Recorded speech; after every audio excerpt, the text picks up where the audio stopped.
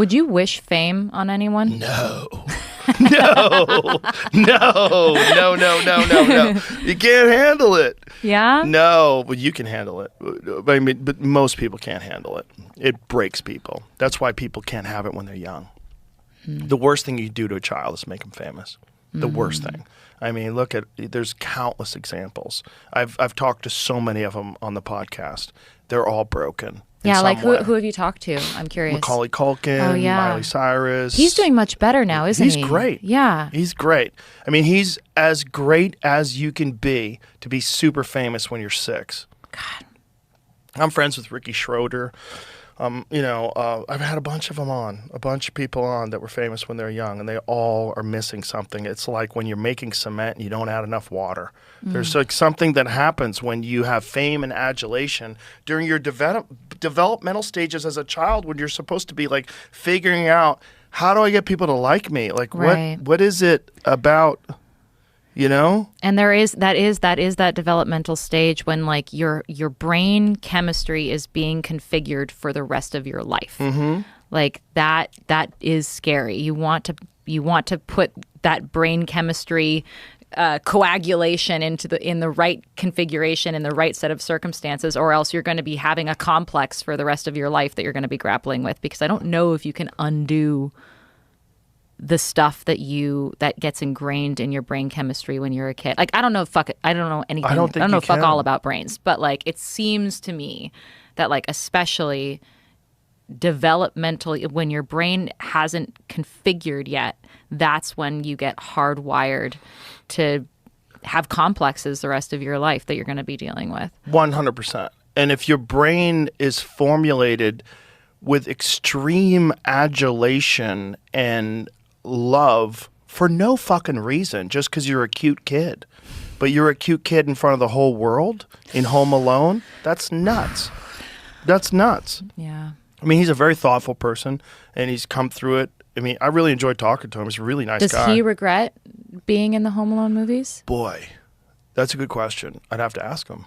I don't know. I mean, I don't know, Because, I mean, you can look back. I don't even know how much of a choice that was for him. How much can you choose anything when you're 6? How can you choose? But, like, so in a way, it was a thing that happened to him that he didn't really have control over. Right.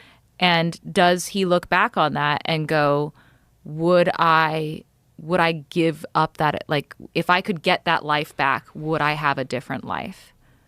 I'm curious what he would say. Well, he most certainly would have a different life. Yeah. Yeah. Would it be better? I don't know. But I don't know anybody that's, again, gone through that. That's, air quotes, whole at the end of it. I just think that there's also this weird thing where you become the provider for the family, which is very as a strange. Child, yeah. And then you have this parasitic relationship that your parents have to you, which is, I have friends that were famous as young people, and they have these very fucked up, complicated relationships with their parents. One of my friends, where they found out their parents stole from them millions of dollars. Yeah. And then you have to grapple with that as you're an adult.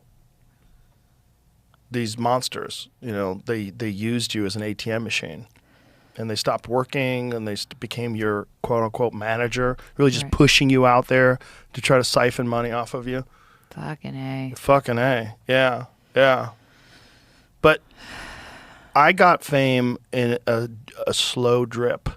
I got slow doses, like snake venom. You get a little bit of snake venom. If you get one big bite from a cobra, you're fucked.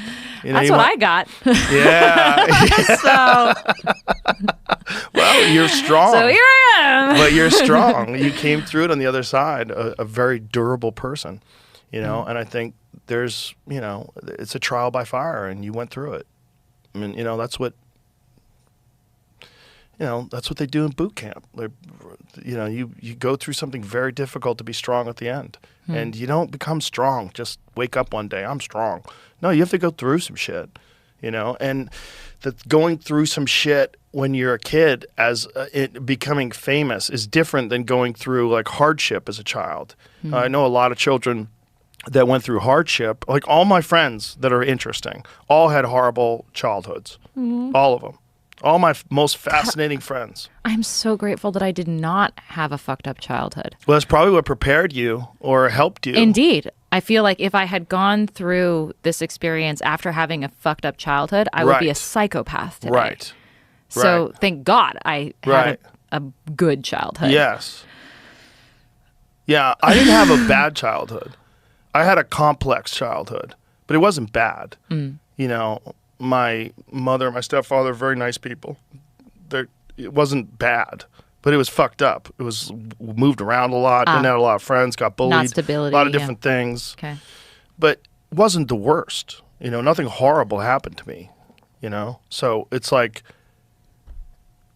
the trials can't be too hard. They can't break you.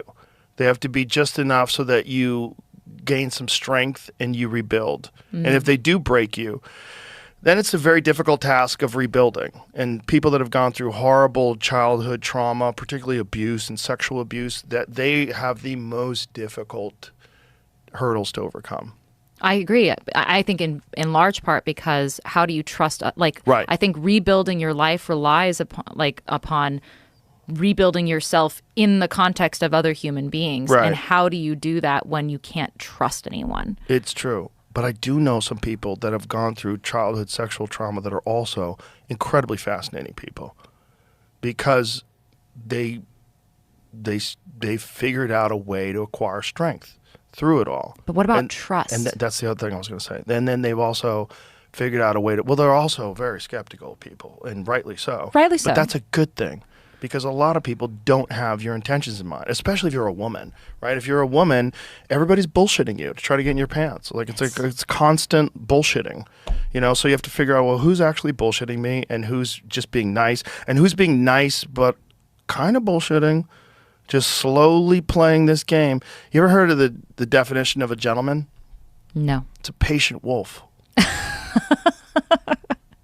Okay, yeah, all right. Yeah. And then ultimately the prey sort of acknowledges, yeah, here you are, you're getting into my pants in the end, but because you've been the most patient, the most impressively patient of all. Yeah, you've done the dance correctly. You've put your feathers out like a good peacock. Yeah.